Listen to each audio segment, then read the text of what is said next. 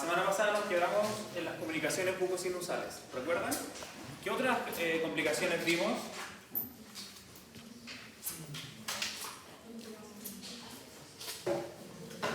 Cualquiera. ¿Recuerdan? Fractura de las costas. ¿Ya? ¿Trauma? ¿Trauma en qué sentido? Del paciente después de... ¿Ya? Fractura de ápice, fractura de mandíbula, ¿cierto? De tuberosidad, fractura de ápice. ¿Qué otra complicación?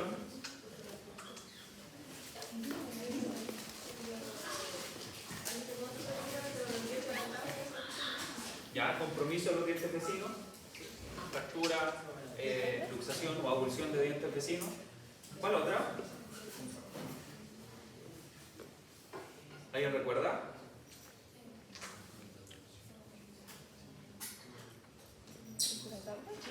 Los dientes son refalosos, que a veces no los sacan y se sueltan en la boca. Tragarse. Tragarse, ¿cierto? O desplazamiento de dientes vecinos hacia otras cavidades, ¿cierto? Teníamos desplazamiento hacia el nervio inferior, hacia el seno maxilar, hacia el espacio etérico maxilar, y desplazamiento si el paciente se tragaba el diente o lo aspiraba, si se iba a la vía aérea o a la vía digestiva. ¿Ya? Muy bien. Ya, continuando en donde quedamos, en la comunicación bucosinusal, les comentaba que tenía diversas etiologías. Uno, desplazamiento occidental de los ápices. Por eso que siempre era importante hacer, cuando se fracturaba un ápice, por ejemplo, que estaba ahí muy cerquita del seno, para extraerlo, ¿qué teníamos que hacer? Teníamos tres alternativas. ¿Puede repetirlo, doctor? Cuando se nos fracturaba un ápice y lo queríamos extraer para disminuir el riesgo de desplazarlo hacia el seno maxilar, ¿cómo lo sacamos?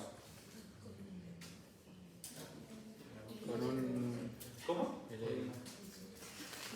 Creo que lo dijiste bien, pero no con un te escuché. destornillador. Con una lima de endodoncia, muy bien, ¿cierto? Si el fragmento estaba luxado y se mueve, con una lima de endo lo clavamos en el conducto y extraemos el ápice. O si no, con una sonda de caries, una recta, ¿cierto?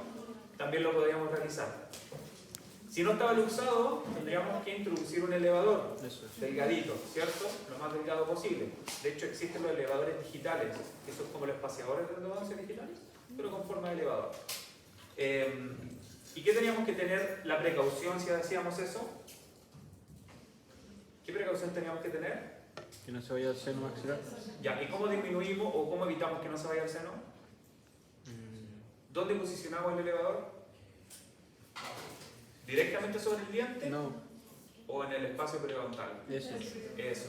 Ahí sí. Pero para hacer eso suena fácil, pero es difícil. Para eso tendremos que ver. Ya recuerden, siempre ver. Entonces, lavamos con harto suero y secamos con una gasa para ver el brillo del diente, porque el diente brilla, la dentina es brillante en comparación con el tejido óseo que es opaco. Muy bien. La otra etiología es la cercanía, ¿cierto?, de los ápices de los molares y premolares con el piso del seno maxilar. Por eso nosotros evaluamos a través de una panorámica, ¿cierto?, en la radiografía, la presencia de neumatizaciones, presencia de lesiones apicales, fractura del hueso alveolar, especialmente la tuberosidad de la maxila, ¿cierto?, que puede conllevar en esta zona a una comunicación directa, y evitar osteotomías extensas, por ejemplo, al extraer dientes incluidos, principalmente los caninos y los terceros molares maxilares. Bien, yo les comentaba de que el seno maxilar está cubierto por una membrana, la membrana sinusal, ¿cierto? Es muy importante que esa membrana no se rompa. Entonces, si nosotros desplazamos un fragmento apical, tenemos dos opciones: fractura la membrana y se deposita dentro del seno, o no la fractura y no se produce nunca la comunicación bucosinusal.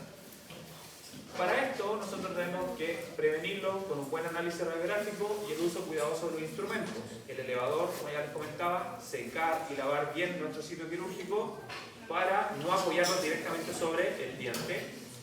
Y además, la cureta o cuchareta alveolar, cuando nosotros queremos extraer algún quiste o algún proceso inflamatorio, la presión, ¿cierto?, es hacia las paredes y nunca hacia el piso o en dirección hacia el seno, ya que de esta forma podemos romper esta pequeña membrana y se produce la comunicación. Les comentaba además de que antiguamente o en algunos textos, si ustedes no son muy recientes, los leen, les va a indicar de que se realiza la prueba de Valsalva para el diagnóstico de una comunicación. ¿Ya? Es decir, sacaron un diente y sospechan que hay una comunicación, ¿tienen que hacer la prueba diagnóstica o no? No. No, ¿ya? No realicen esto. En el test de Valsalva el paciente le tapa la nariz y pide que sople, ¿ya?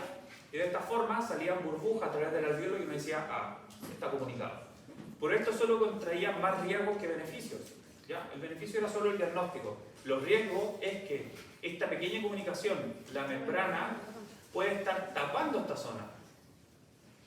Entonces la comunicación nunca existió. ¿Me entienden? Solo se ve en la radiografía porque el tejido blando no se ve. Pero si yo realizo el test de Valsalva, la membrana se rompe y genero de forma iatrogénica la comunicación bucosinusal. Entonces, ¿qué consecuencias trae una comunicación bucosinusal? Sinusitis aguda, ¿cierto? Y si no se resuelve en el corto plazo o la comunicación es muy extensa, una sinusitis crónica. Cambio de voz, los pacientes tienen esta voz de resfriado, como con la nariz tapada, y incomodidad al comer por ¿cierto? Intrusión directa de alimentos dentro del seno, especialmente los líquidos, que se introducen con facilidad a la cavidad nasal. ¿Ya? Entonces, al sospechar de una comunicación bucosinusal, se deben evitar todas las maniobras diagnósticas y todas las maniobras traumáticas. Bien, ¿y de qué va a depender el tratamiento o cuál va a ser el tratamiento? En primer lugar, dependerá del tamaño de la comunicación, aunque ese es un poquitito difícil de determinar. ¿Ya? Si la comunicación es muy grande o pequeña, según el nivel de burbujas, es un poco subjetivo. El tratamiento en realidad lo va a indicar la cronicidad. ¿Ya? Y vamos a ver ahora a continuación cuál es el tratamiento. Entonces, por ejemplo, ahí, tras la ablución de 2 dientes, ¿cierto? Se produjo la comunicación bucosinusal. Aquí, por ejemplo, ahí está donde estaba el quiste, lo más probable, ¿cierto? Y al momento de extraerlo se produjo esta comunicación. Las maniobras del tratamiento van a ir todas orientadas a que esto cicatrice por primera intención. ¿Recuerdan los tipos de cicatrización? Tenemos 2 tipos de cicatrización, por primera intención y segunda intención. ¿Recuerdan eso? Primera intención cuando se juntan, segunda intención cuando está como separado. Tiene que... Si yo extraigo un diente y queda el alveolo abierto porque es imposible juntar los bordes de la encía, ¿cierto? Esa es una cicatrización por segunda intención. Pero si yo los bordes de la encía, porque abrí un colgajo, los puedo unir borde con borde, eso va a cicatrizar por primera intención. ¿Ya? Porque yo el cierre primario lo logré con la sutura. Obviamente el tratamiento va a venir antes, siempre la prevención. ¿Ya? Y una vez nosotros extraigamos un diente, tenemos que dar indicaciones comunes a todos los pacientes, ¿ya? Indicaciones extras. Si nosotros sospechamos de una comunicación bucosinusal, obviamente le vamos a dar las indicaciones de rutina al paciente, indicaciones post-exodoncias comunes, y vamos a agregar estas que están aquí en mayúsculas. En primer lugar, no estornudar. Aunque es un poco difícil evitar el estornudo, ¿cierto? Es algo involuntario. Entonces lo que nosotros le decimos al paciente es que estornude con la boca abierta. ¿Ya? Si va a estornudar, toser, limpiarse las mucosidades, ¿cierto? Y lo vaya con la boca abierta. De esta forma, la presión no se acumula en la cavidad nasal, sino que también es eliminada el exceso de presión por la cavidad oral. No inflar globos, por ejemplo, no tomar líquidos por bombillas y no tocar instrumentos de aire y principalmente no fumar, aunque ya sabemos que esa es una indicación de rutina. Bien, cuando existen comunicaciones pequeñas o importantes, muy grandes, ¿cierto? Nosotros las podemos evaluar directamente tomando una radiografía o de forma clínica. Pero si nosotros sospechamos de cualquier tipo de comunicación, tenemos que seguir esta conducta. Obviamente, tratar de realizar un cierre espontáneo de la herida. ¿Ya? Por lo general, este tipo de comunicaciones pasan inadvertidas. Yo les comentaba de que más de alguno generó o va a generar comunicación bucosinusal, pero son tan pequeñas que al momento de los tejidos cicatrizar, estas se cierran de forma espontánea. ¿Ya? No realizar las maniobras diagnósticas como el test de Valsalva, siempre prevenir y favorecer la cicatrización alveolar generando un cierre primario de este. ¿Cómo lo vamos a lograr? Con el relleno del alveolo con cubos de colágeno, ¿ya? Que son las famosas Gelita o el Hemoespon o Surgiespon. ¿Los conocen? ¿Lo han visto? tubes, son estos cubitos que se colocan dentro del alveolo y se compactan. ¿Ya? Pueden colocar 1, 2, 3, 4, según la cantidad que sea necesaria para rellenar el volumen del alveolo. Realizaremos una muy buena sutura, idealmente hemostática, y si es necesario reforzamos con puntos simples longitudinales, ¿cierto?, para cerrar lo máximo posible el alveolo, y obviamente le vamos a dar las indicaciones que le acabo de comentar. Ahora, cuando existe comunicación un poquito más importante, ¿ya? Nosotros vemos clínicamente, inclusive la membrana del maxilar, perdón, la membrana sinusal, nosotros ya tenemos que ser un poquitito más invasivos para lograr este cierre primario, ¿ya? Y esto lo vamos a lograr con una plastía alveolar, que no es más que, nosotros tenemos aquí el alveolo, ¿cierto? Normalmente la encía llegaría hasta ahí, ¿cierto? Yo, a pesar de que esto lo intente suturar, la encía no la voy a poder juntar, ¿ya? Porque tengo las crestas óseas, las crestas del hueso alveolar. Entonces, para realizar este tipo de plastía, lo que yo hago es con una gubia. Primero tengo que levantar un pequeño colgajo, ¿cierto? Un colgajo vestibular y palatino para despegar esta encía. Y con una gubia recorto unos 3 a 5 milímetros de las crestas del alveolo. ¿Ya? Y esto va a permitir que la encía, ¿cierto?, al tener mayor espacio, yo la pueda cerrar para que se logre una cicatrización por primera intención. ¿Se entendió? Obviamente el alveolo también lo voy a rellenar con gelita, ¿cierto? Y una muy buena sutura para lograr que los tejidos queden en su posición. Ahora, por lo general, estas comunicaciones que son importantes, son un poquitito más grandes, las van a evidenciar, obviamente, tienden a cronificarse, ¿ya? Por lo tanto, el paciente lo van a tener que tener en control por al menos un mes para seguir el curso de la cicatrización. Por lo general, si después de 15 días no cierra esta comunicación, a pesar de yo haber realizado este tipo de tratamiento, tengo que realizar o seguir otra conducta, ¿ya? Y esto es muy dependiente, ¿cierto?, de su habilidad o de su conocimiento. ¿Dígame? Pero yo debería volver a abrir la sutura para ver adentro y después cerrarla. ¿Cómo si todavía existe la comunicación? Sí. No, o sea, tú lo controlas con radiografía. Vale. Con radiografía y signos clínicos. Si el paciente tiene sinusitis, le toma una radiografía panorámica y el seno está todo ocupado, es porque la comunicación nunca cicatrizó y siguió comunicando. ¿Ya? Pero, por lo general, si después de 15 días de evolución esta comunicación importante no cierra, tenemos que seguir este tipo de conducta. ¿Ya? Las pueden realizar ustedes si están en conocimiento, realizar un curso, etc. O ya lo tienen que derivar con el especialista para que él pueda realizar este tipo de procedimientos.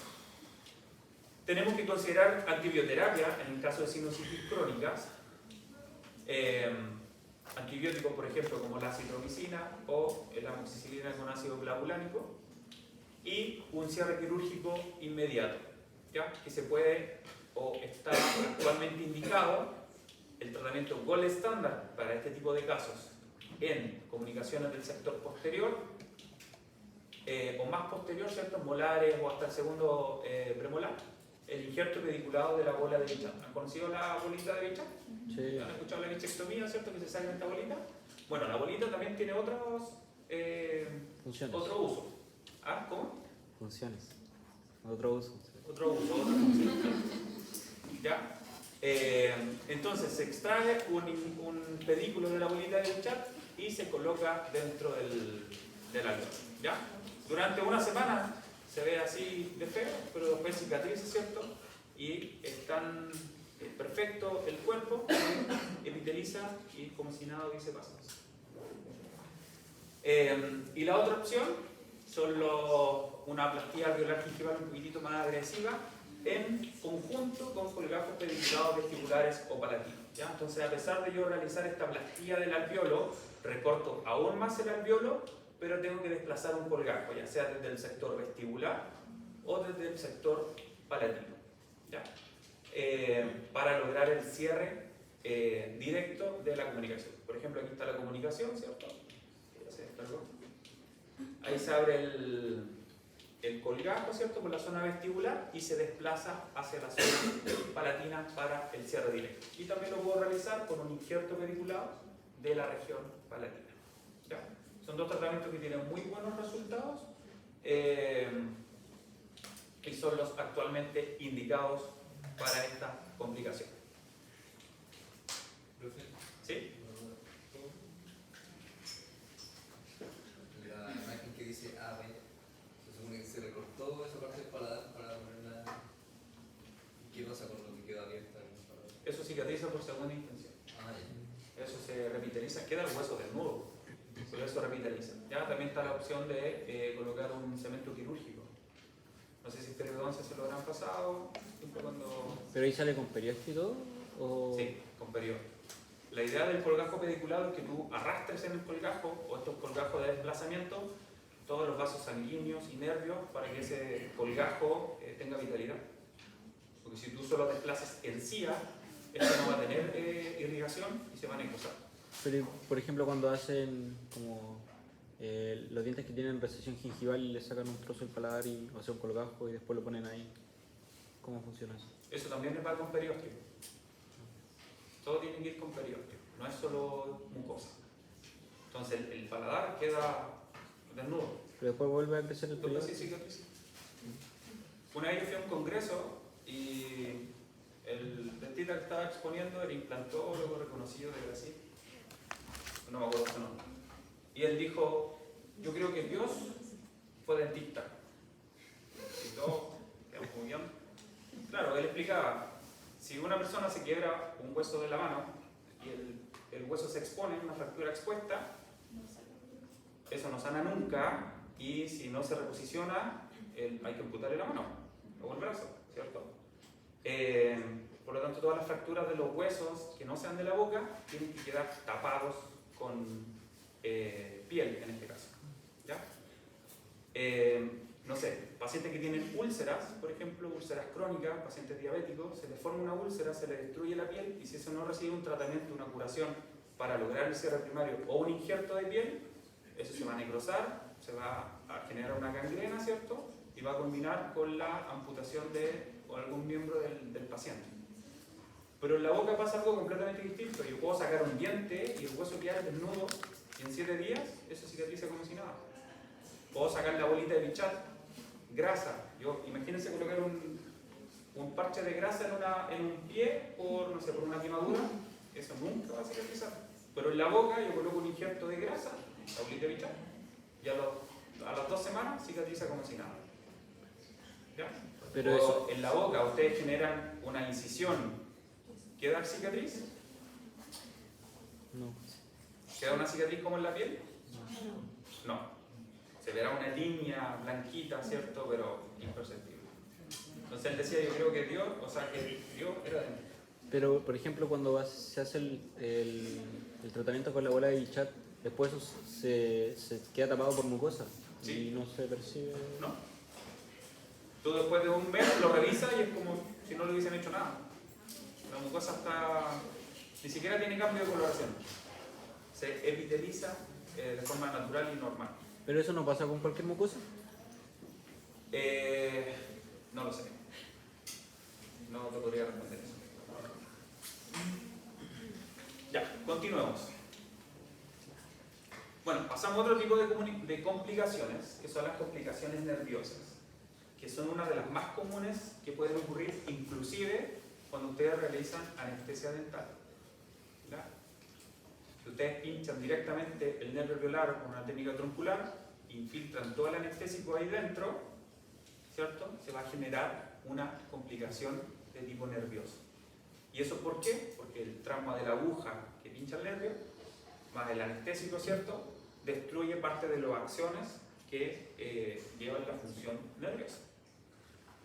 Entonces, este tipo de complicaciones no solo está adherente a una exodoncia propiamente tal, ¿ya? Les puede pasar inclusive con una técnica anestésica. Por eso, en la técnica de Spitz, ¿cierto?, la troncular alveolar inferior, uno toca reparo óseo. ¿Qué tiene que hacer después? Retroceder un poquito, ¿ya? Porque yo infiltro el anestésico en la periferia del nervio, no dentro de él. ¿Ya? Muchas veces a ustedes les ha pasado, no sé si les ha pasado, que van a colocar la anestesia y el paciente salta porque le dieron una corriente. Eso le voy a preguntar, doctor. Cuando se siente eso, ¿por qué pinchó Es porque directamente? pincharon directamente el nervio. Oh, amigo. Es como cuando se pegan en el codo. Se pegan directamente en el nervio. ¿Ya? Por eso la mano queda, A mí me lo después hicieron. queda con una sensación de hormigueo, ¿cierto? A ver. Y lo mismo pasa en nuestra boca cuando nosotros lesionamos el nervio anular inferior, que es el más común de lesionar. ¿Ya? Los pacientes quedan con una parestesia, es decir, una sensación de cosquilleo, de hormigueo, en la hemiarcada, ¿cierto?, donde se realizó la lesión. Para siempre.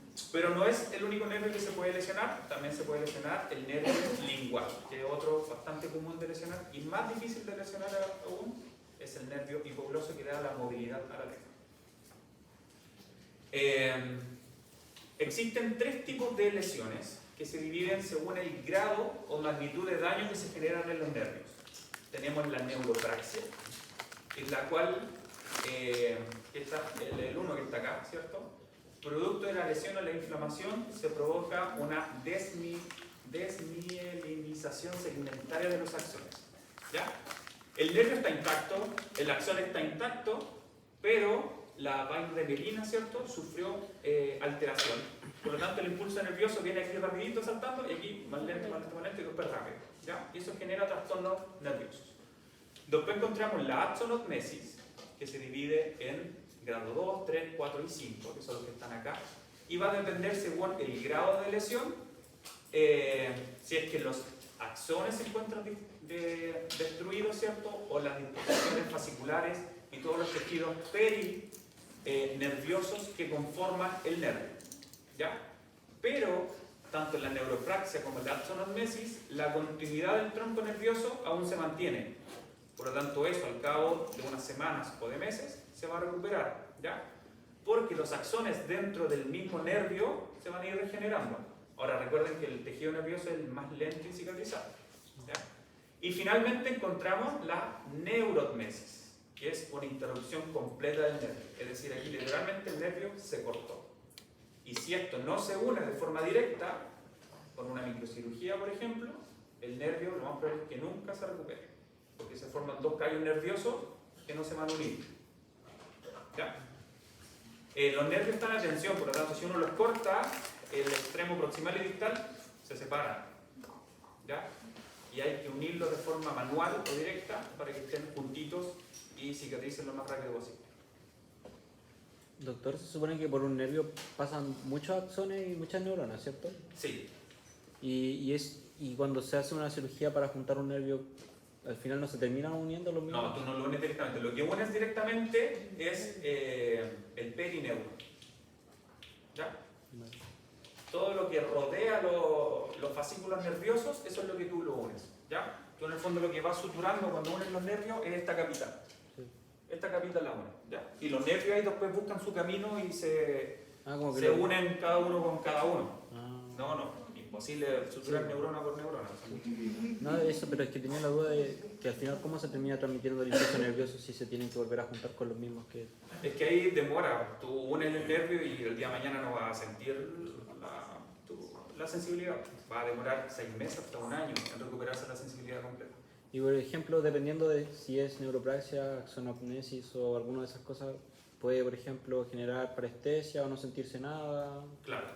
Si es una neurotmesis, lo vamos a ver ahora, el nervio se cortó. Por lo tanto, el paciente nunca va a recuperar la sensibilidad y se va a generar una... ¿Qué tipo de lesión? Una parálisis si es un nervio motor, ¿cierto? Y si es un nervio sensitivo, ¿Parestesia? anestesia. Anestesia. Anestesia. Anestesia es que no siente nada. Pero si ocurrió una neuropraxia o axonotmesis, lo más probable es que el paciente siente una parestesia. Hay pérdida de la sensibilidad dependiendo de los axones que fueron lastimados. ¿Ya? Puede que no tenga sensibilidad de los molares, premolares, incisivos o del labio. Pero eso es muy subjetivo porque va a depender de qué axones fueron los que se cortaron. En cambio los otros van a seguir aún intactos. ¿Se va entendiendo? Y eso se llama parestesia. Aunque también hay otros tipos de alteraciones, como la alodinia, por ejemplo. ¿Ya? Yo creo que ahí en TTM han pasado más de aquello. O hiperalgesia. ¿Lo han pasado o no? Ya, pero lo van a pasar luego. ¿O tienes TTM? Sí. o hiperalgesia, por ejemplo, es decir, que el paciente siente mucho más de lo que debe frente a un estímulo que no debería doler. No sé, el paciente tú lo tocas en la piel y esto no debería doler, pero el paciente siente como si lo hubiese pinchado con una aguja. ¿Ya? Hiperalgesia. Bien. ¿Y cómo ocurren este tipo de lesiones? Principalmente, ya les recalco nuevamente, la lesión del nervio velar inferior y todas sus ramas son las más frecuentes. Nervio velar inferior, nervio mentoniano como rama terminal, ¿cierto? Y por la zona lingual, el nervio lingual. Las lesiones pueden ocurrir por compresión, estiramiento o desgarro. ¿Ya? Si es por compresión, vamos a hablar de una neuropraxia. Es decir, nosotros extraemos una molita, pero como estaba tan apegadita al nervio, como nosotros la movemos para allá y para acá, para luxarla, ¿cierto? El nervio lo pasamos a comprimir. Y es lo que pasa, por ejemplo, cuando ustedes se pegan en el codo. ¿Ya? Esa es una neuropraxia por compresión. ¿Cuánto dura el estímulo de la lesión? Es lo que demore en resolverse la continuidad de los tejidos. ¿Ya? Si ustedes se pegan en el codo despacito, ustedes están 3-5 segundos con el brazo o la mano dormida, ¿cierto? Pero si se dan un golpe muy fuerte, no vamos a esperar que estén 1 hora o 2. ¿Ya? En la boca pasa lo mismo. Si yo estoy intentando sacar esta molita media hora y la muevo para allá, para acá, para allá y para acá, el nervio lo voy apretando con la raíz en cada movimiento. Por lo tanto, la neuropraxia va a ser más duradera. ¿Ya? Recuerden, la neuropraxia es por compresión, por lo tanto se genera una inflamación local dentro del nervio, ¿cierto? Pero la continuidad del tejido se mantiene intacta, el nervio está intacto. Y esto tiene una recuperación espontánea que puede durar semanas a meses. ¿Ya? Lo más común es que el paciente ni siquiera se dé cuenta de esto porque a lo que finalice la anestesia, ¿cierto? Cuando se vaya el efecto de la anestesia, el paciente recupere o la neuropraxia, ¿cierto? Ya no sea percibida por el paciente. Pero en algunos casos, ¿cierto? Puede durar hasta 3 meses de duración. Después encontramos la axonommesis, y esta es por estiramiento. ¿Ya? La axonommesis, algunos axones se rompen, pero el nervio aún continúa intacto. Como por ejemplo, cuando tenemos terceros molares birradiculares y el nervio pasa por entre medio de las raíces. Entonces yo al momento de sacar la bolita, el nervio se estira y después vuelve. ¿Ya? Como si fuese una cuerda de guitarra. Entonces, en ese estiramiento se cortaron fibras del axón, aunque el nervio mantiene su continuidad. ¿Me van siguiendo? Entonces, hay roturas de algunos axones, pero sin romper la fibra del tejido conectivo del nervio en completo. ¿Ya? Su recuperación es más tardía, puede durar desde los 6 meses hasta el año. Ahora, si yo causo una neuromesis, es decir, la molita era birradicular, pasaba el nervio entre medio, pero los ápices se cerraban y estaban unidos, entonces yo no vi la radiografía, no pedí un combing para sacar esta molita y saco la muela, la saco, las raíces nunca se van a separar, ¿cierto? Por lo tanto, el nervio que está ahí entre medio se va a romper y se desgarra. ¿Ya? O, por ejemplo, o se desgarra, ¿cierto? Esto no tiene recuperación espontánea. Recuerden, el paciente tiene que ser operado para unir directamente los nervios y eso se llama neurorragia, ¿cierto? Se le abre un colgajo, se desgasta toda la tabla vestibular de la mandíbula hasta llegar al canal de este, pillar un nervio y el otro y unirlo. ¿Ya? Si ocurre en el nervio alveolar, si ocurre en el nervio lingual, es exactamente lo mismo. Se busca entre medio de los tejidos para unir. ¿Ya? Muy bien. ¿Y cómo pueden ocurrir este tipo de lesiones? Ya les comentaba algo según la anatomía de las molitas del juicio. ¿Ya? Los terceros molares son los que más causan lesiones en los nervios periféricos, principalmente en el nervio alveolar inferior. Y esto va a depender de la anatomía de esta. Por eso es muy importante, para extraer un tercer molar, tenemos que contar siempre con una radiografía. Si nosotros vemos alguna anomalía en la forma radicular, ¿qué examen tenemos que pedir? Combing, ¿ya? Porque a veces nos pillamos con sorpresas. Nosotros, en una radiografía panorámica, ¿cierto? Aquí, ¿por dónde pasa el nervio? Está justo en la molita, pero pasa por lingual. ¿Pasa por vestibular? ¿O pasa entre medio de las raíces? No se sabe. ¿Lo puedo determinar? No se sabe. ¿Y cómo lo puedo determinar? Combi. Con un combi. Muy bien. ¿Ya?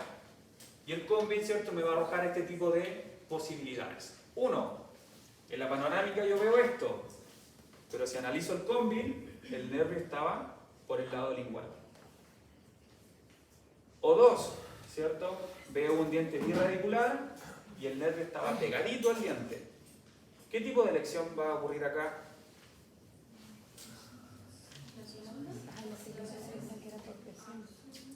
Una neuropraxia o una axonormesis, ¿cierto? Muy bien, muy bien. ¿Ya? Porque yo al momento de luxar esta bolita, el nervio se va a comprimir porque está pegadito a la raíz. Es lo mismo que si yo me pegara todo el rato en el codo. ¿Ya? Para que les quede claro. Esto es lo que deben evitar al 100%. ¿Ya? Esto de acá, la letra F. Porque en la radiografía, si ustedes se fijan, la A, la C y la F y la G son prácticamente iguales. En una panorámica se ven prácticamente iguales, pero en el combi está la diferencia, porque en una parte está el nervio lingual, en otra puede estar por vestibular, y lo peor que le puede pasar es que esté entre medio de ambas raíces. ¿Ya? Porque al momento de salir con la muela, van a salir con una parte del nervio. ¿Ya? Sí, sí. Lo más probable es que sí. A no ser que aquí le hagan osteotomía, una osteotomía importante, ¿cierto?, alrededor de la molita, hagan una muy buena odontosección y saquen una raíz para acá y otra raíz para allá. ¿Ya? Pero eso ya yo lo determino en ese tratamiento teniendo el examen correspondiente, que es el COM. ¿Ya? Pero si esta molita está erupcionada como esa y yo la tomo con el force, sin dividirla, lo más probable es que el nervio operó, como dijo ahí una cosa. Ya. Ese es con respecto al nervio alveolar inferior, pero este tipo de lesiones también pueden ocurrir con el nervio lingual. ¿Ya? Específicamente cuando nosotros tenemos que planificar un colgajo para la exodoncia de un tercer o un segundo molar. ¿Ya? Recuerden que la mandíbula tiene una forma circular en herradura y el cuerpo de la mandíbula, el ángulo es distinto con la rama. ¿Ya? La rama no sigue de forma directa, sigue hacia vestibular, después del tercer molar. Por lo tanto, siempre los colgajos para la exodoncia de los terceros molares, ¿hacia dónde tienen que ser? Hacia vestibular, como está esta línea.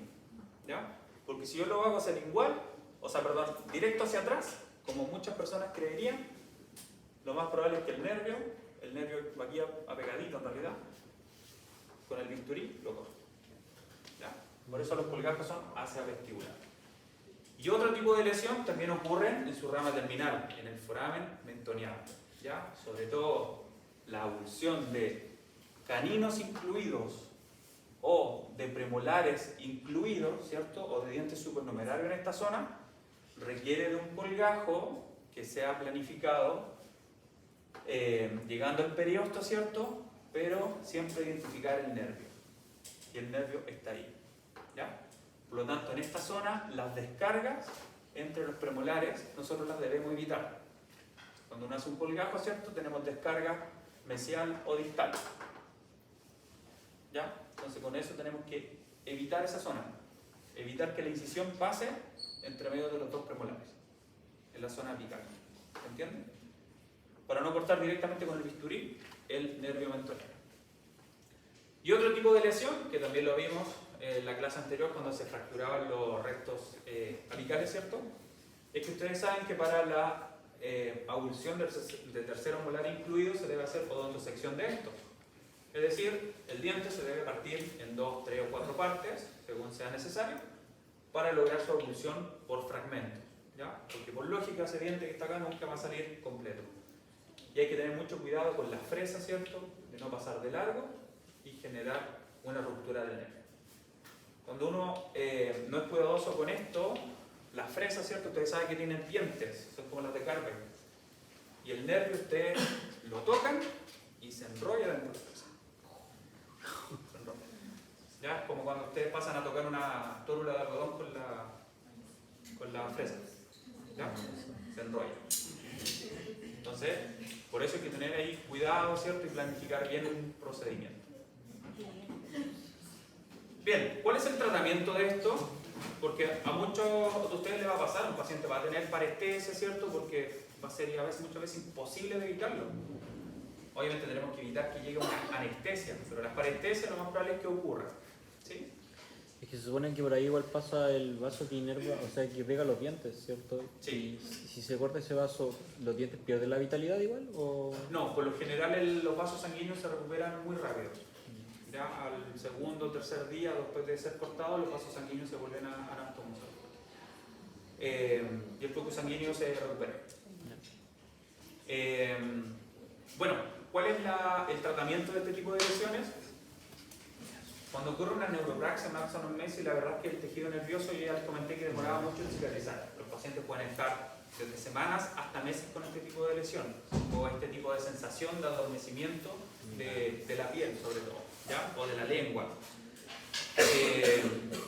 Entonces hay dos tipos de tratamiento. Uno es el tratamiento con complejo vitamínico B12, que es la famosa neurobionta, que se puede dar en comprimidos o en ampollas inyectables, ¿cierto? Aunque hay demasiada disparidad en la bibliografía si es que esto sirve o no, ¿ya? Porque a pacientes que le han dado vitamina B12 cicatrizan en 3 semanas y a pacientes que no le han dado cicatrizan en 3 semanas. Entonces no hay mucha diferencia entre dar complejo vitamínico B12 y entre no dar. Ahora, ¿qué creen ustedes que va a sentir mejor el paciente? ¿Que le demos vitamina B12 o que no le demos vitamina B12? Que le demos. Que le demos, ¿ya? Porque eso también tiene una condición... Efecto placebo. Efecto placebo, muy bien. Porque el paciente va a decir, no, yo estoy tomando la pastilla que me va a recuperar la sensibilidad del nervio, por lo tanto se me va a pasar antes, ¿ya? Ahora, si no la toma, lo más probable es que se le recupere en el mismo tiempo, pero nosotros le estamos dando soporte emocional, ¿cierto? Soporte farmacológico al paciente para que se recupere más rápido. Doctor, ¿y hay alguna diferencia, por ejemplo, en cómo se consume la vitamina, si oralmente o quizás una neurobionta, no sé? Bueno. Lo mejor siempre va a ser endovenoso o intramuscular. Neuroviento. Y al final los comprimidos, ¿ya? Y pasa con todos los fármacos. Un fármaco, yo me tomo un paracetamol, tiene que bajar, ¿cierto? Ser digerido, pasar por el hígado y después se distribuye a todo mi cuerpo. Y eso puede demorar 45 minutos, 1 hora, etc. ¿Ya? En cambio, el intramuscular o el endovenoso es de acción casi inmediata. Bueno, y lo otro también es el masaje, gesticulación, estimulación sensorial, ¿ya? Es decir, decirle al paciente que se haga masaje en su labio, se estimule, ¿cierto? Pasándose una pluma, por ejemplo, ¿ya? Son también algo, y gesticulación en el que hable modulando muy bien, moviendo su cara, que es frente a un espejo, ¿cierto? Como los actores, que sonría, que llore, que coloque cara, que haga muecas, etc. ¿Ya? Eso también ayuda bastante. Pero vuelvo a insistir, si el paciente inclusive no hace nada de esto, se va a recuperar en el mismo tiempo. ¿Ya? Bien, hay otras complicaciones, pero que son postoperatorias. Esas, hasta las complicaciones nerviosas, eran intraoperatorias inmediatas. Es decir, el paciente llegó a su consulta sin complicación y al momento que ustedes comenzaron a trabajar en él, se generó esta comunicación, es algo inmediato. ¿Ya? Y yo les doy las indicaciones correspondientes al paciente. Pero muchas veces yo tengo una exodoncia exitosa, le saco el diente al paciente, no me demoré nada, se fue contento a la casa y me fui sin preocupación, pero el paciente cuando llega a la casa, las horas después, lo llama a la consulta, doctor, tengo una hemorragia, doctor, me duele demasiado. ¿Ya? Esas son complicaciones postoperatorias. ¿Cuáles son las principales? Trismus. ¿Ya? Principalmente por trauma directo a la articulación temporomandibular. El paciente no puede abrir la boca, no puede cerrar, no puede hablar, no puede comer, etc. Edema está como en signo de pregunta, porque lo más probable es que un paciente, si tuvo una exodoncia compleja, va a cursar con cierto edema. ¿Ya? No siempre es algo malo, es parte de la inflamación, aunque un poquitito alterada. Pero también se puede considerar como una complicación postoperatoria. Hemorragia, que es una de las principales. ¿Ya? Aquí apuntan todas las indicaciones post-exodoncia. Conservar el coágulo. ¿Para qué? Para la hemostasis. Para hacer una hemostasis. Muy bien. Para que no ocurra una hemorragia, para que cicatrice y eso no se infecte. ¿Ya? A eso apuntan las indicaciones post-exodoncia. También pueden existir hematomas o equimosis en pacientes polimedicados, ¿cierto? De mayor edad, que son con la que está aquí en la fotografía, y infecciones secundarias, donde hoy día veremos principalmente la alveolitis. Doctor, igual Sí. en el alveolo se pueden poner como unas cositas de colágeno. La gelita. Ya. Y después uno pone, por ejemplo, arriba una sutura y es imposible que se salga el coágulo, ¿cierto? No. Puede ser posible. Ah. Si el paciente tiene hipertensión no controlada, lo más probable es que no sirva de nada eso. Obviamente agotamos todos los medios para que no ocurra, ¿ya? Pero les vuelvo a insistir, a pesar de que ustedes sacaron bien el diente, la sutura quedó bien puesta, no sangra nada, le pusieron como 3 gelitas, le dieron un montón de analgésicos, inclusive le dieron hasta un cubito de hielo para que se fuera con el hielito en la carita, y el paciente llega a la casa y ya le pasó algo. ¿Ya? Hay casos así. Por eso es importante también el control postoperatorio. ¿Ya? Y obviamente las comunicaciones bucosinusales tardías, que a pesar de que nosotros cerramos esta comunicación bucosinusal, después de 15 días, no se cicatrizó y aún continúa la comunicación. ¿Ya? Bien, ¿qué es la alveolitis? Por definición, itis, ¿cierto? Inflamación del alveolo después de una exodoncia. Esta va a ocurrir porque el proceso alveolar entra en un estado necrótico por infección directa del coágulo o porque el coágulo se desalojó y el alveolo se encuentra desnudo. ¿Ya? Y aquí radica la importancia de las indicaciones por exodoncia. ¿Ya? Si el paciente no se cuidó y comió lo que quiso, y ustedes cuando llegan al control llegan con alveolitis, ¿cierto? Y le ven lleno de pedacitos de pan, semillas de sésamo, Completo. cebollín, ¿cierto? Porque comió sushi, etc. Eso es porque no siguió las indicaciones y le dio una alveolitis por infección del coágulo. ¿Ya? O ustedes fueron majaderos, no tomen líquidos por bombilla, no escupan, no hagan una gárgara fuerte, ¿cierto? No haga salmuera, etc.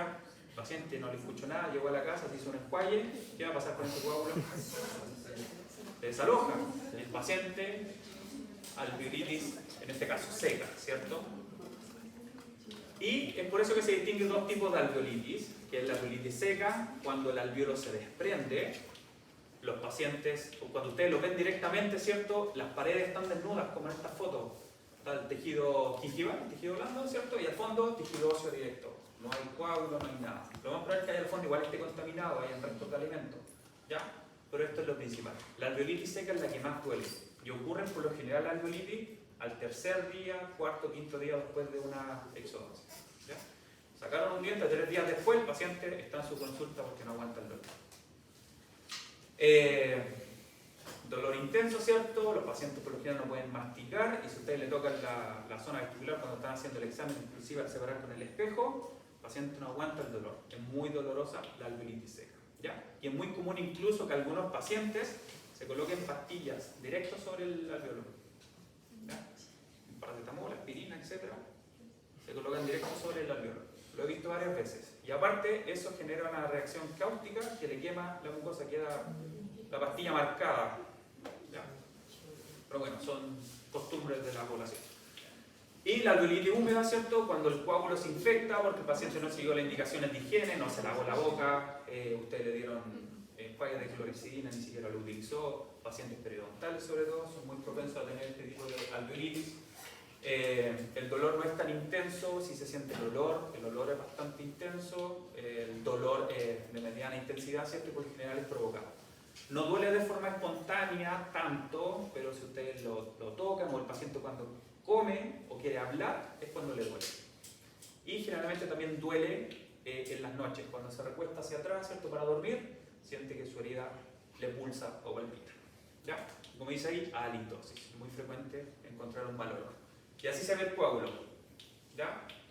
Se ve todo blanco, sin ser esto necesariamente pus. ¿Ya? Porque todas las fibras de fibrina que están ahí no tienen irrigación, por lo tanto está todo blanco, ¿cierto? Está avascularizado y con restos de alimentos, ¿cierto? Y zonas necróticas que se ven necróticas. ¿Cuál va a ser su etiología? Va a depender mucho de que el paciente siguió o no las indicaciones por exodoncia, pero también nosotros tenemos en cierta forma parte de la responsabilidad que el paciente no le dé alveolitis. ¿Ya? Si nosotros tenemos una exodoncia muy traumática, lo más probable es que el paciente, a pesar de que siga todas las indicaciones, va a cursar con una alveolitis. ¿Ya? Es decir, estoy 2 horas intentando sacar un diente, el paciente, por lo más que se cuide, ese diente va a cursar una alveolitis, porque va a ser tan grande la inflamación en la zona, van a haber tantos mediadores inflamatorios, que la cicatrización se va a ver alterada y el coágulo no va a ser de buena calidad. ¿Se entiende? Entonces, tenemos la etiología, ¿cierto? La infección o desalojo del coágulo por no seguir las indicaciones. Es una aparición tardía, de 2 a 3 días post-exodoncia. Si es necrosis del coágulo, hablamos de alveolitis húmeda. Si este se desaloja, alveolitis seca. Su etiología, no seguir las indicaciones post-exodoncia. Un tratamiento traumático, como le acabo de indicar. Si yo intento sacar un diente, ¿cierto? Y destrozo todos los tejidos gingivales, ¿ya? Como vemos acá en la fotografía, el paciente va a tener distinta cicatrización, por lo tanto, lo más probable es que en este caso, miren cómo quedó ahí desgarrado el tejido gingival, al paciente va a cursar con alveolitis. Porque en primer lugar esa herida le va a doler tanto que ni siquiera va a poder realizar una correcta higiene de esa zona, por lo tanto, se le va a infectar. ¿Ya? En cambio, si soy cuidadoso con los tejidos blandos y aparte después realizo un buen curetaje, irrigación de la zona para eliminar todas esas bacterias de origen pulpar que están generando el dolor que llevó al paciente a consultar por la exodoncia, lo más probable es que esto sí tenga una muy buena recuperación. ¿Ya? Y lo otro, siempre cerciorarse que se forme un coágulo. Hay pacientes que uno está tanto tiempo intentando sacarle un diente que le coloca un tubo, 2 tubos, 3 tubos, 4 tubos de anestesia, y la anestesia que trae, además, el vasoconstrictor. Muy bien. ¿Ya? Por lo tanto, la irrigación se va a ver afectada y el aporte sanguíneo no va a ser suficiente para formar un coágulo. ¿Ya? Muchas veces ocurre y lo que tenemos que hacer es pinchar directamente con la pinza, perdón, con la sonda, el tejido gingival para que comience a sangrar. ¿Ya? Y generar masajes para ir ordeñando, ¿cierto?, la sangre y de esta forma se deposite en el alveolo. Suena macabro, pero es lo que hay que hacer si es que no queremos tener una complicación. Y sobre todo, ¿cierto?, la anestesia intraligamenosa es lo que más consecuencias trae la generación de una alveolitis. ¿Ya? Muchas veces uno coloca anestesia intraligamenosa porque es una anestesia casi inmediata, pero esto disminuye completamente la irrigación sanguínea, ¿cierto?, o el aporte sanguíneo al alveolo y aumenta el riesgo de una alveolitis. Hueso esclerótico en pacientes de alta edad y una técnica séptica, es decir, no realizo un buen curetaje, una buena irrigación o la limpieza de los dientes, sobre todo en pacientes periodontales. ¿Ya? Si yo saco este diente y no limpio o no realizo una terapia previa, aunque sea una profilaxis, aunque sea pasarle una gasita con clorhexidina antes de sacar el diente, y después saco el diente y ni siquiera irrigo un poquitito para limpiar el alveolo, eso se va a infectar. ¿Va a ser responsabilidad del paciente? No, va a ser mía. ¿Ya? Y bueno, ¿cuál es el tratamiento de la alveolitis? Hasta el día de hoy no hay una terapia mágica, no hay una terapia que funcione. Todavía se están realizando investigaciones sobre qué se podría hacer o que, no sé, alguna pastilla mágica, etcétera, no existe. ¿Ya? ¿Qué es lo que dice la guía de urgencia del MinSal? Extremar, ¿cierto?, los métodos preventivos durante la práctica de exodoncia cotidiana. Y no es posible encontrar un tratamiento ideal, aunque sí se sugieren varias técnicas. Dentro de ellas, una es la más común, ¿cierto?, y la más simple de realizar, que es el aseo local, aparte de la prevención. Entonces, si el paciente llega con alveolitis húmeda, vamos a realizar una anestesia local. Vamos a realizar un curetaje para eliminar todo el coágulo disgregado, ¿cierto? Todos los restos de alimentos, tenemos que limpiar el alveolo, ¿cierto?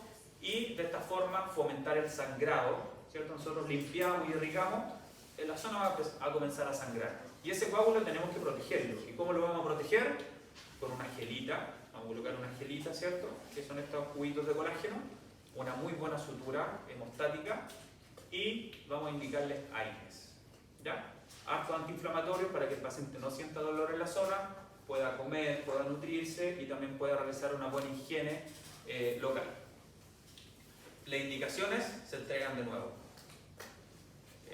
Tras nosotros realizar el tratamiento de una alveolitis, tenemos que indicarle las mismas indicaciones por exodoncia al paciente. ¿Ya? Los mismos cuidados.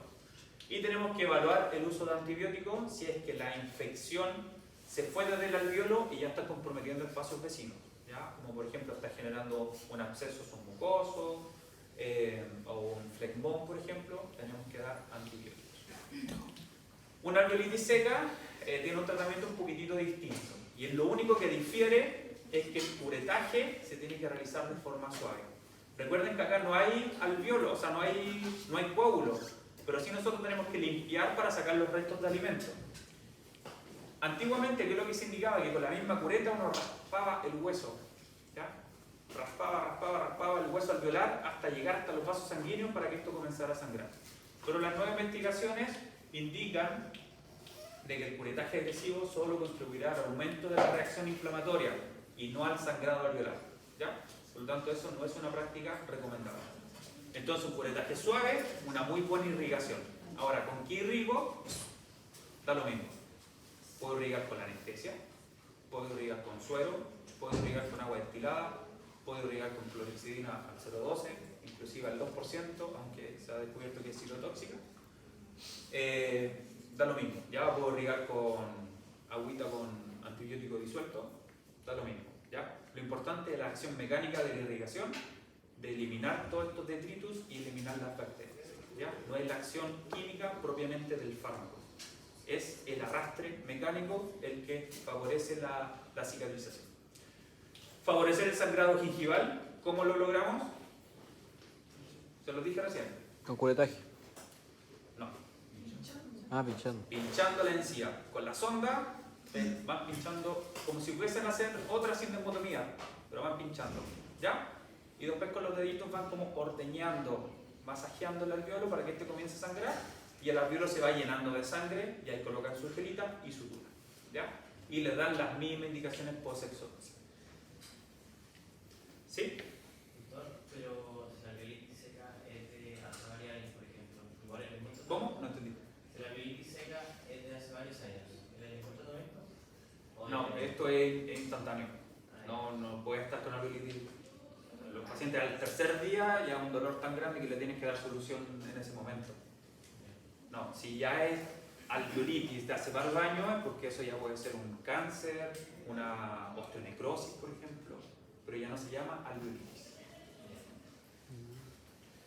Bien, también se han propuesto otros tratamientos para la alveolitis, especialmente la alveolitis seca, que es el uso de pasta a base de iodoformo y las compresas con propóleo. Es una terapia o una indicación que yo le he visto varias veces, pero la verdad se indica como para que otra persona le dé solución. No sé si me entienden. Pero he visto casos en los que hacen estas pastitas de iodoformo con óxido de zinc o inclusive eugenato le colocan ahí dentro. ¿Ya? Y lo que hacen es que el dolor severo disminuya, porque el eugenato, ¿cierto? O el eugenol tiene propiedades antisépticas, antibacterianas, antiinflamatorias, entonces disminuye la inflamación local, aparte genera como una tapita, ¿cierto? Que sella el medio oral con el medio del alveolo y es una mejoría casi inmediata. Entonces el paciente le colocan esta pastita y hoy anda súper bien. Entonces tiene esas ventajas, este tipo de cementos, que reduce el dolor inmediato, favorece la cicatrización y la antisepsis. ¿Ya? Ahora eso es muy entre comillas, porque después ¿qué hay que hacer con este eugenato? Hay que sacarlo. ¿Y cómo se saca? Presando. Entonces vamos a generar más daño aún en el alveolo si es que no somos cuidadosos. Y el paciente va a estar 3 semanas cuidándose por un día. ¿Ya? Entonces lo mejor es hacer un curetaje, irrigar muy bien, favorecer el sangrado y proteger ese coágulo. ¿Ya? Y este tipo de indicaciones, evitarlas, aunque están ahí disponibles y la literatura son aceptables. ¿Sí? Doctor, ¿en cuánto tiempo cicatriza la alveolitis? En 5 días. Lo normal. Lo normal, sí. Si después de 5 días eso no pasa es porque ya el paciente es muy porfiado. ¿Ya? Por lo general, yo voy a apuntar, ¿cierto?, que todos ustedes van a realizar un buen tratamiento de sus pacientes, y si un paciente tiene alveolitis es porque netamente él no se cuidó. ¿Ya? Y es lo que les voy a explicar después. Bueno, ¿cuál es la desventaja de utilizar este tipo de cemento? Que entre 7 a 14 días después yo lo tengo que retirar, ¿ya? O en menos tiempo, en 5 días, cuando el paciente ya no le duele. Pero para retirarlo tengo que fresarlo. Ya hay muchas veces se empaqueta tanto esto que llega hasta la raíz. Es como tener otro diente, pero de eugenato. ¿Ya? Por lo tanto se aumenta nuevamente el riesgo de alveolitis, porque al sacarlo tengo que nuevamente generar el coágulo y colocar otro punto para protegerlo, ¿ya? Porque la encía aquí nunca va a cicatrizar, porque esto es un cemento, ¿cierto? Y hace de tope mecánico para que la encía cierre. Y cuando se colocan estas gasitas con iodoformo, que son iodoformo, ¿cierto?, que se utilizan en pulpectomía o pulpotomía, se humedecen estas gasitas, se las entregan al paciente y el paciente continúa con la terapia en la casa, ¿ya? Pero también es muy independiente de que el paciente la utilice o no. Y también se han documentado, ¿cierto?, que tiene muy buen éxito lo que son las gasas humedecidas con propóleo, o, por ejemplo, en los sectores rurales.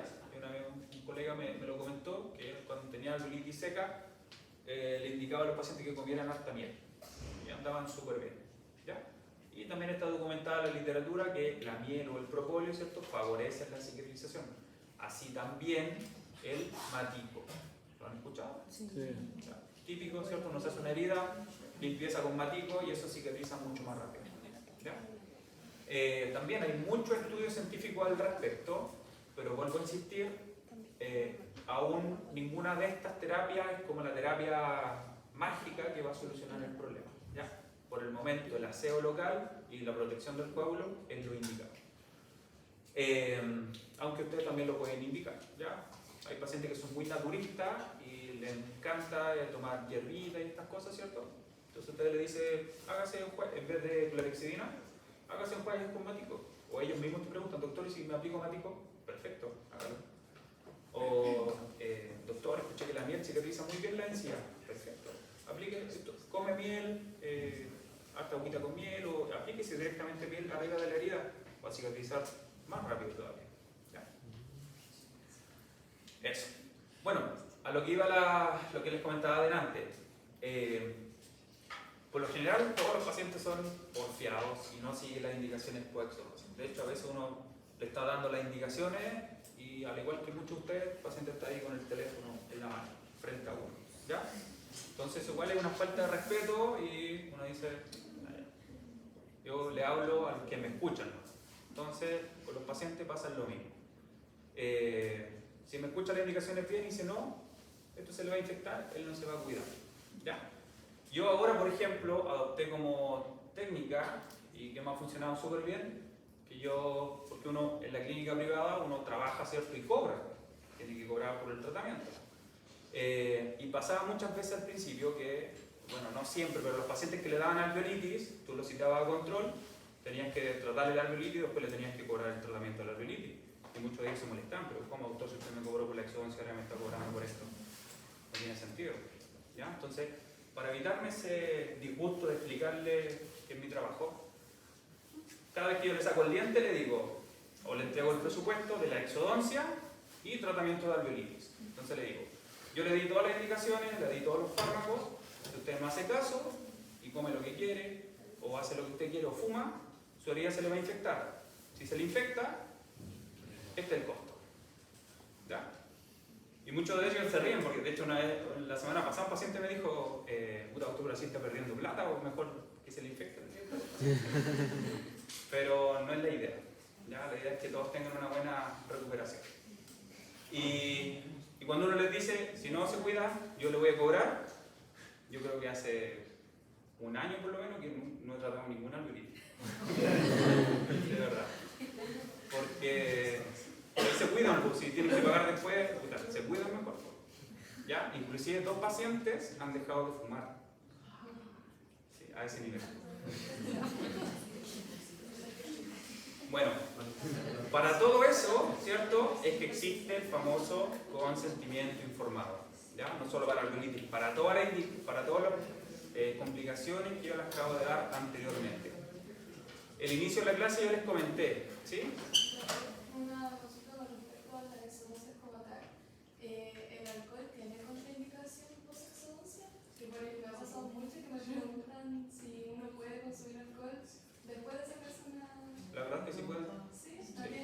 tú puedes tomar antibiótico y consumir alcohol, en realidad no tiene ningún efecto negativo. ¿Y cómo a mí me pasó que Nada. Ahora, ¿cuánto alcohol vas a tomar? ¿Ya? Si te vas a tomar una... Porque tú le dices, aplíquese harto hielito, puedes sacarle un diente complejo, aplíquese hielito, para que no se inflame. Ay, ¿me puedo tomar una piscola? Sí, no hay problema, pero tómese una. Ya. Se va a tomar, no se va a hacer guay con la piscola. Pero no hay ninguna contraindicación. De hecho, si tú buscas la literatura, pacientes con antibioterapia que consumen alcohol, el antibiótico tiene el mismo efecto. Y los tiempos de tratamiento son exactamente los mismos. Pero uno como profesional de la salud no le va a andar indicando que fume o que tome. Ya no, éticamente no correcto. Bueno, para todas las complicaciones, yo comencé la clase anterior, ¿cierto?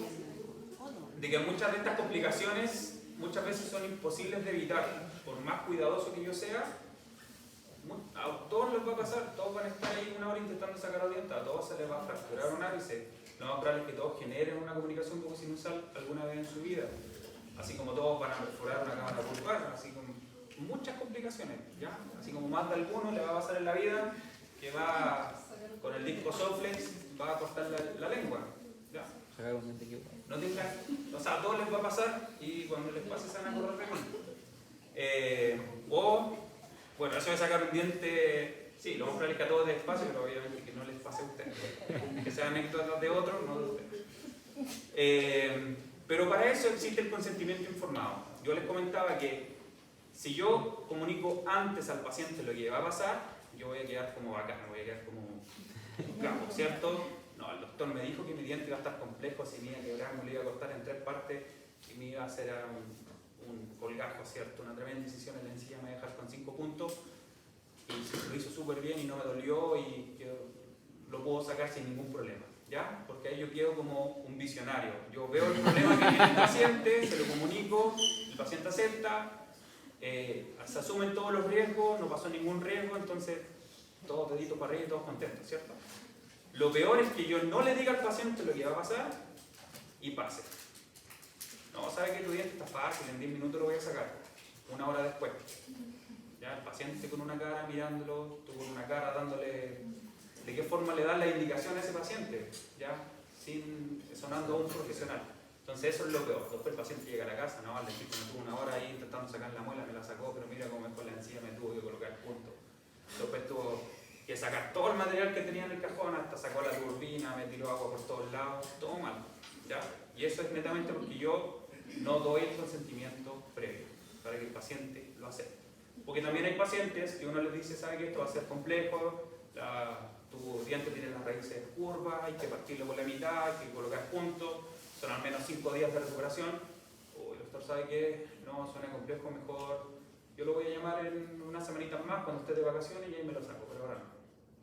El paciente pasa 1 mes, está de vacaciones, doctor, no tengo vacaciones, sáqueme el diente. ¿Ya?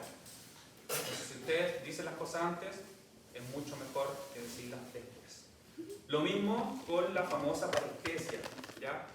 El nervio alveolar inferior va a estar en contacto con el tercer molar toda la vida y ese diente hay que sacarlo sí o sí. Pero yo le tengo que comunicar al paciente, ¿sabes qué? Tengo que mover tu diente para allá y para acá, está en contacto con el nervio, lo vimos en el combi, todo el tema. Lo más probable es que quedes con una lesión, pero se va a pasar en no sé, puede que no lo sientas, como puede que te dure 3 meses. Pero es imposible de evitarlo porque naciste así. El nervio viene así. ¿Ya? El paciente, bueno, ya hay que hacerlo nomás, démosle. Entonces después el paciente cursa con parestesia, pero tú ya se lo comentaste, se lo habías advertido, le da el tratamiento vitamínico B12 y al cabo de 3 semanas se le pasó y todos contentos. ¿Ya?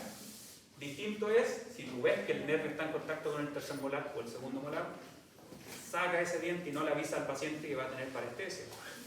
Porque después a los 5 días va a estar ahí en la consulta.